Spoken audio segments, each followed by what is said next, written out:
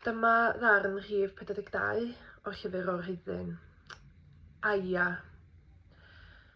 A mae'r darn yma yn cyfeirio at y daeargryn yn hwcio Syria nôl yn 2023, a mi gafodd Aia ei chanfod yng nghanol Rwbel, ac ystyr Aia mewn yr abeg ydi gwyrth, a dyma ni lun o Aia.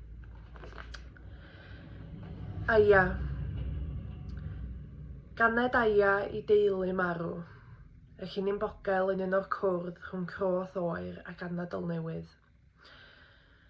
Ganed hi i banig eirias, i rwndilio seirenau, i fwrchwch, i faw, yn fwndel parod a riniog ffair llewod.